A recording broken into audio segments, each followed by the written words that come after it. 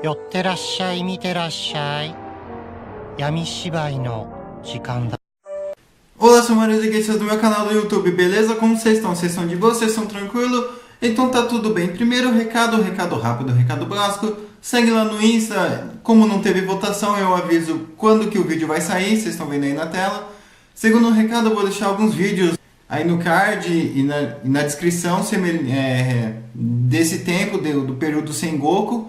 E antes disso, eu queria mandar um salve pro meu amigo Akai, que ele que me recomendou esse tema.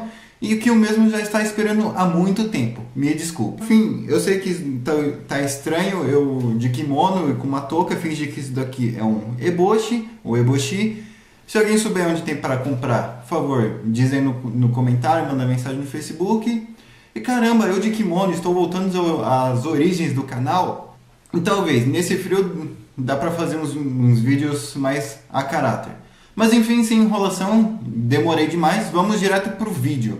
Então hoje nós vamos falar sobre Masamune Date, ou Date Masamune. Ele nasceu dia 5 de setembro de 1566 e morreu dia 27 de junho de 1636. Ele foi filho de Terumune Date. Terumune Date, ele foi um senhor da guerra local, ele não era um cara tão fodão, mas ele também não era pouca bosta. Quando ele falava que ia fazer, ele ia lá e fazia. Masamune, ele pegou varíola em seu olho direito e com medo que o vírus se espalhasse pelo corpo, ele acabou arrancando o seu próprio olho. Porém, aí temos algumas objetificações, já que nem todo mundo leva isso como um caso real. Existem pessoas que dizem que, na verdade, quem mandou arrancar o olho dele foi a própria mãe, pediu para um serviçal arrancar o olho dele, enquanto outros já defendem que ele mesmo foi lá e arrancou o olho. Bem, isso fica a critério de vocês, isso não muda nada na história. E a partir desse dia ele acabou recebendo o apelido de o dragão de um olho só.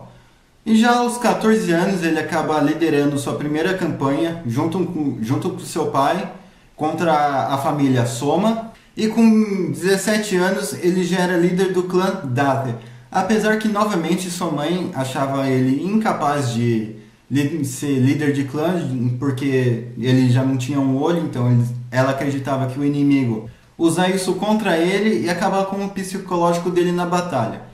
Então, sua mãe achou melhor o seu irmão mais novo liderar o clã. Porém, seu pai deu as ordens, que era o Masamune, e foi o Masamune. E um outro ponto que ele chamava muita atenção é que, lógico, que além dele guerrear faltando um olho, a sua armadura costumava ser bem diferente da dos outros. A sua armadura ela carregava uma meia-lua bem grande no kabuto, que chamava atenção, sem contar o destaque do preto e dourado que ela carregava. Conforme ele foi crescendo como líder do clã, obviamente ele foi recorrendo aos outros clãs como aliança, caso alguma coisa acontecesse, já que ele era novo e não sabia administrar muito bem, só que ele acabava sendo um pouco ganancioso, então essas alianças elas meio que foram por água abaixo, quando ele mesmo começou a atacar os clãs que era aliado ao dele. E ele estava fazendo isso tomando muita terra e o exército dele estava tendo poucas baixas, até que uma família entrou em desespero, o clã Hatakeyuma, que chamou seu pai Terumune tanto para conversar, alertar que o Masamune estava ficando louco, quanto para jantar e ter toda aquela hospitalidade que os clãs aliados tinham um com os outros. Mas obviamente que isso era uma jogada e Terumune não sabia disso. Ele acabou indo lá na inocência, achando que eles iam realmente conversar sobre o Masamune e ver o que dava para fazer com ele. Só que chegando lá, Terumune acaba sendo sequestrado pelo clã e pouco tempo depois Masamune acaba sabendo que o clã sequestrou seu pai. Então Masamune acaba sabendo disso e não fica nada contente com isso. Ele reúne todas as suas tropas e vai em direção ao clã Hatakeyuma. Só que o clã ele já estava esperto e já sabia que isso ia acontecer e pegaram Terumune como refém. Terumune ele ficou desesperado, não sabia o que fazer, então ele mesmo ordenou para Masamune, assim, não importa o que aconteça, me mata se for necessário e mata os caras também. Só que eles acabaram guerreando e Masamune estava em muita desvantagem. Eles tinham 30 mil soldados contra 7 mil de Masamune. No começo, Masamune estava tendo muita baixa.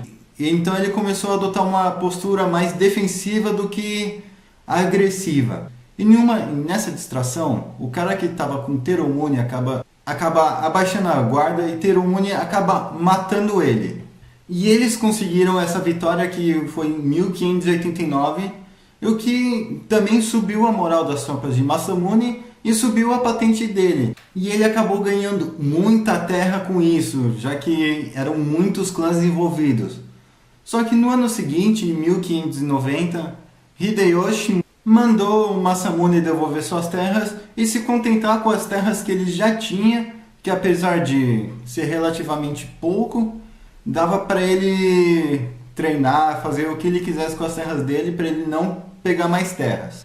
2 anos depois do ocorrido, em 1592, ele acabou servindo Hideyoshi em Nagoya durante a tentativa de invasão à Coreia, porque nesse tempo o Japão já queria tomar a Coreia da China. E 3 anos depois ele é envolvido de ser um dos suspeitos da traição de Toyotomi Hidetsugo. E foi obrigado a se mudar para Iyo o quanto antes. E ele acabou se aliando com Tokugawa durante a guerra de 1600 contra Ishida Mitsunari. A primeira contribuição do Masamune nessa guerra foi ao cerco de Hayata. As batalhas ao norte acabaram logo assim que Masamune Date atacou o castelo de Fukushima, tendo ganhado essa batalha também. Os esforços de Date e Mogami permitiram que Tokugawa avançasse para o oeste, sem preocupação nenhuma com nenhum tipo de exército inimigo vindo atacá-los. E a campanha acabou terminando muito bem para Date, Mogami, Tokugawa, fazendo assim com que o Date acabasse ganhando muito mais terras do que ele havia renunciado. Já em 1613, acabou tendo uma perseguição em massa de muitos japoneses cristãos, muitos missionários também, seja eles ocidentais, orientais.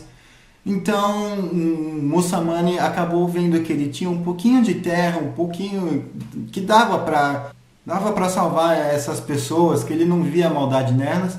Então ele acabou abrigando muita gente, tendo elas muitos padres ocidentais, pessoas idosas. Então ele não via o problema em deixar lá. E já que estava na terra dele, que ele era um cara consagrado, que ele já tinha um respeito, que ninguém mexia com ele, então para ele tudo bem deixar lá, já que lá as pessoas estavam seguras.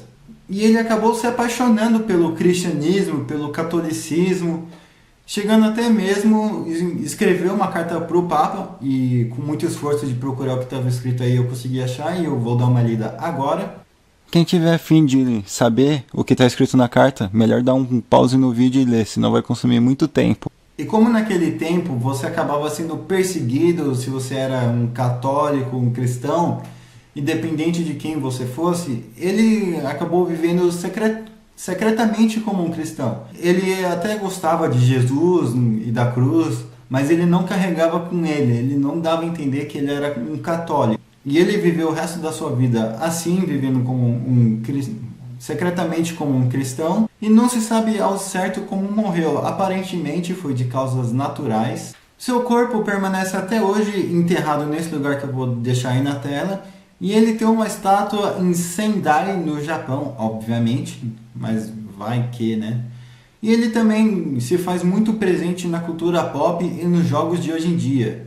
Ele apareceu no anime Son Goku Basara, eu nunca assisti, eu preciso assistir. Ele apareceu no jogo Samurais Warriors e no jogo Nioh também, na DLC. Ele se faz muito presente como um boss.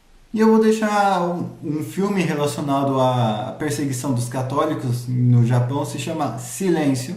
Ele é muito bom, tem 2 horas, eu super recomendo. Mas enfim, espero que vocês tenham gostado. Valeu, Akai, pela recomendação do vídeo. Não se esqueçam de seguir no Insta, ver os outros vídeos aí do card e da descrição. Falou e fui!